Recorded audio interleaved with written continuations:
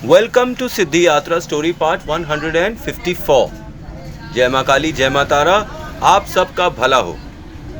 आज के इस एपिसोड में मैं कमेंट के बारे में उत्तर दे रहा हूँ, जिसमें मेरी एक बहन ने मुझसे पूछा कि कुछ दिनों से उनका जाप टूट गया है। वो पहले नित्य जाप करती थी, माला से जाप करती थी, माता को भोग प्रसाद लगाती थी, और अचानक से उनका ये जप तप दोनों ही बंद सा होने लगा है। इसके कई कारण हो सकते हैं। देखिए, सबसे पहला कारण ये होता है कि आप कोई काम कर रहे हैं, कोई बिजनेस कर रहे हैं और उसमें आपको बरकत नहीं मिल रही है।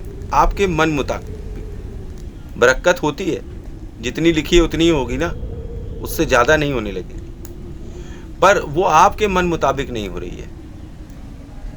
तो फिर आप थक हार जाते हैं कि क्या हम माता के सामने माता माता कर रहे हैं और माता है कि सुनने के लिए राज़ी ही नहीं है। भले ही आप ऊपरी तौर से दिखाएं कि नहीं हम माता के भक्त हैं, पर अंदर से आपका मन टूट जाता है, आपका भरोसा हिलने लगता है। ऐसे केस में जब आप निराश हो जाते हैं और आपके ऊपर विपदाएं पे विपदाएं, विपदाएं पे विपदाएं पड़ती ही जाती हैं और ख़त्म होने का नाम नहीं लेती, तो आपकी जो इच्छा शक्ति है वो कमज़ोर हो जाती है। माता का जाप तप सब छूटने लगता है। एक दिन आपने नहीं किया तो आप सोचते हैं कि भाई 100 दिन किया था, क्या फल मिला, चलो एक दिन आराम कर लेते हैं। एक तो रीज़न ये है। दूसरा रीज़न है कि आपका स्वास्थ्य अच्छा ना हो। इसीलिए कहते हैं कि जब सिद्धि करें या जब तप करें तो आपका स्वास्थ्य हमेशा अच्छा होना चाहिए ध्यान करने के लिए। अगर आपका स्वास्थ्य नहीं अच्छा है तो फिर बहुत मुश्किल हो जाती है कंटिन्यू करने में। फिर से उसी तरीके से, उसी लगन से, उसी ही जोश से माता की सेवा करने में बहुत कठिनाई होती है। क्योंकि जब आप लंबे समय से बीमार हो जाते हैं, हॉस्पिटल चले गए 1 हफ्ता, 10 दिन, 15 दिन, और वापस आने में शरीर रिकवरी करना चाहता है। मन कहता है जाप करो, लेकिन शरीर कहता है मैं उठूंगा ही नहीं। तुम जाप कैसे करोगे, बैठे रहो तुम।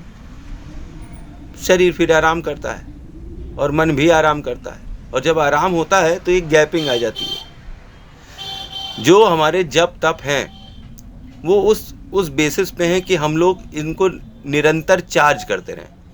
अगर हम निरंतर जाप, निरंतर माला जाप, नाम जाप ये सब करते रहेंगे, तभी जो हमें शक्ति मिली हुई है या जो आशीर्वाद मिला है वो बरकरार रहेगा। अदरवाइज़ वो फेड होने लगता है।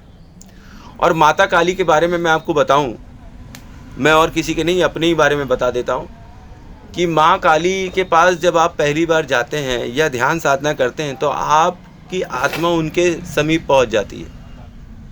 पर हर आत्मा को माता स्वीकार नहीं करती है। वो केवल उन्हीं आत्माओं को स्वीकार करती है जो ढीठ होती हैं, जो जम कर खड़ी हो जाती हैं कि नहीं माता, हम तो तुम्हारे ही साथ रहेंगे, हम तुम्हें न छोड़ेंगे। और हर बार ये कहती हैं कि देखो माँ, मेरे साथ ये हुआ, क्या ये सही है?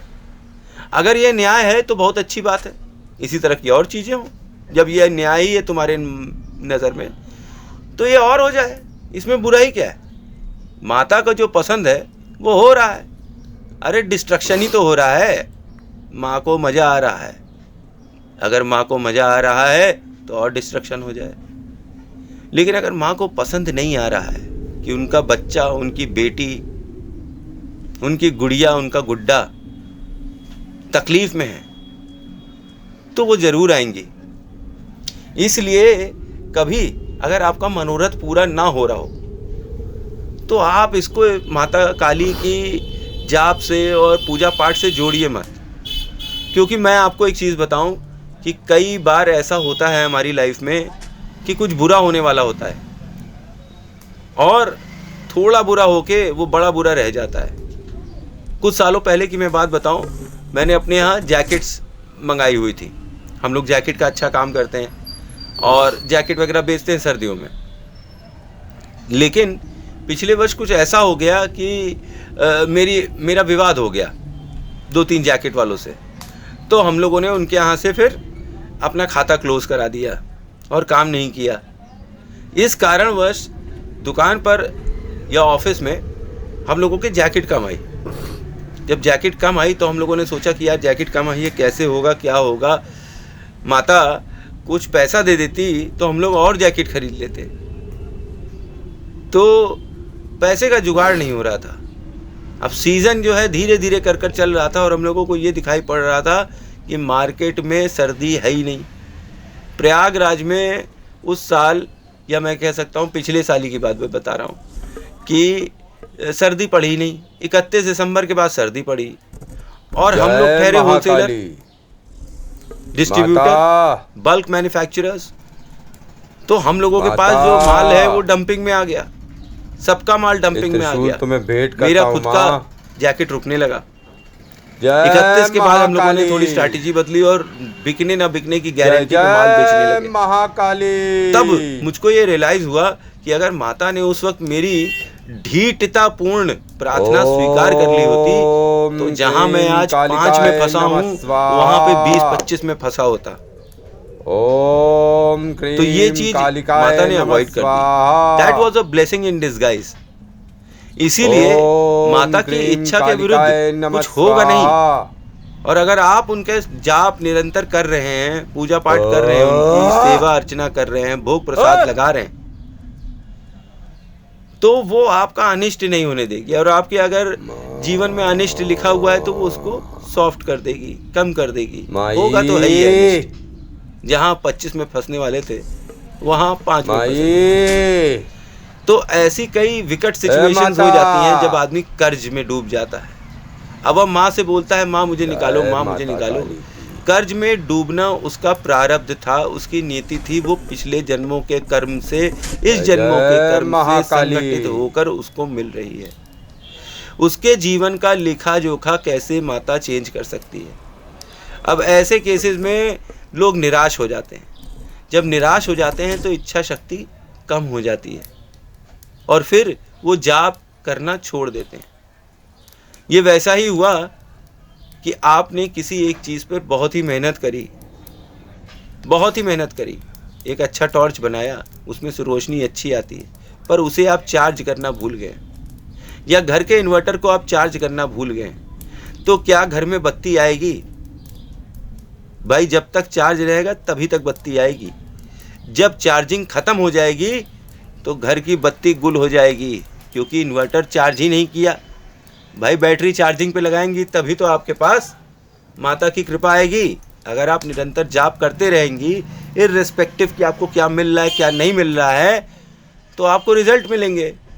नहीं, जितना पुण्य आपने संचित करा है जाप से उसका भोग करिए और आगे निकलिए। माता को किसी की भी आवश्यकता नहीं है। माता खुद ठेलती है उन बच्चों को जो उनके पीछे पीछे दौड़ते हैं, माता माता करते हैं। वो अपनी जान छुड़ाती है। वो ऐसे बच्चे नहीं चाहती है जो कि कमज़ोर हो जाएं, जरा जरा सी बातों पे टूट जाएं, जरा जरा सी बातों पे उनका विश्वास डगमगा जाए। अगर आपको बुखार हो गया है तो इसमें माता की क्या गलती है? आपके प्रारब्ध में बुखार था तो हो गया। अब आप माता से प्रार्थना करिए कि इस बुखार से मुझको छुट्टी दिलाइए, तो वो आपको दिला भी देंगी। जाप करना, नाम लेना वैसा ही है जैसे आप अपने आत्मा की शक्ति को रिचार्ज कर रहे हैं। जितनी दिन रिचार्ज करेंगे उतना फल आपको मिलेगा। अब मेरा ही देखिए, लोग मुझे देख के आश्चर्यचकित हो जाते हैं। न मेरा कोई हाथ मुड़ा, न पैर मुड़ा, न आँख मुड़ी, जबकि ब्रेन स्ट्रोक होने के बाद मेरी एक आँख चली गई थी, एक मेरा पैर चला गया था, एक मेरा हाथ चला गया था। मैं माचिस तक उठा नहीं पा रहा था। पर माता काली की असीम अनुकंपा और कृपा से 7 दिन में मुझे डिस्चार्ज मिला और 9 दिन मैंने नवदेवी नवदुर्गा की नवरात्रि पे पूजा करी। और 10वें दिन कुष्मांडा माता ने मुझे स्वप्न में आकर, और माता काली ने मुझे स्वप्न में आकर एक लोटे से पानी पिलाया। और 7 बजे जब मेरी नींद खुली है तो मैंने देखा माचिस, मैं तो खड़ा हो गया था अपने पैर पे, मेरी आंख भी खुल गई थी, और मैंने जाकर 10 पुलअप्स मारे। मतलब जो आदमी माचिस नहीं उठा पा रहा है वो 10 पुलअप मार रहा है। 17 दिन में ब्रेन स्ट्रोक जैसा घातक आघात मेरे शरीर ने सह लिया। मेरे और भाई हैं 2, उनको भी हुआ था, वो भचक के चलते हैं। उनको डिफॉर्मिटी टाइप की आ ही गई है और दिख भी जाती है, लेकिन माता की ऐसी अनुकंपा है अपने सिर पर कि जब भी कोई विपत्ति आती है तो मैं हमेशा माता से बोलता हूँ कि माई, अगर तुम्हें अच्छा लग रहा हो, तुम्हें मज़ा आ रहा हो, तुम्हें हंसी आ रही हो मेरी ऐसी दुर्दशा देखकर, तो अरे तो तुम्हारे लिए मैं 2-3 बार और ऐसी दुर्दशा में चला जाऊंगा, कुर्बान कर दूंगा अपने आप को। तुम हंस कर तो दिखाओ माँ, हंसती रहो, मुझको पता चल जाएगा कि किस किस चीज़ों में तुम्हें आनंद आता है, और जिस चीज़ में तुम्हें आनंद आता है वो मैं चीज़ बार बार करूँगा, वो मेरे साथ बार बार हो जाए, कोई दिक्कत नहीं है। लेकिन अगर माता मेरी इस दुर्दशा में तुम भी दुखी हो तो कुछ कर दो, कुछ करके डाल दो, हम भी पड़े ही रहेंगे। मैं बहुत सिंपल सी प्रार्थना करता हूँ और मेरी प्रेयर्स बहुत ही सिंपल होती हैं। मैं कोई वैदिक प्रेयर्स या ऐसे चैंट्स वगैरह ज़्यादा नहीं करता हूँ। मेरा जुड़ाव माता काली से मन का है। इसके अलावा मेरा और माता काली का क्या रिश्ता है? कहाँ माता काली और कहाँ मुझ जैसा नीच इंसान। उनके सामने मैं एक पापी आत्मा के अलावा कुछ नहीं हूँ। ये मेरा सौभाग्य है कि मुझ जैसे नकारात्मक व्यक्ति को भी माता काली ने अपनी शरण में लिया है और मेरे मुंह से वो सकारात्मक बातें निकलवाती है। मेरे गले में तारा बैठकर जो बातें बोलती है लोगों को अच्छा लगता है, लोगों को ये प्रतीत होता है कि मैं एक भला व्यक्ति हूँ।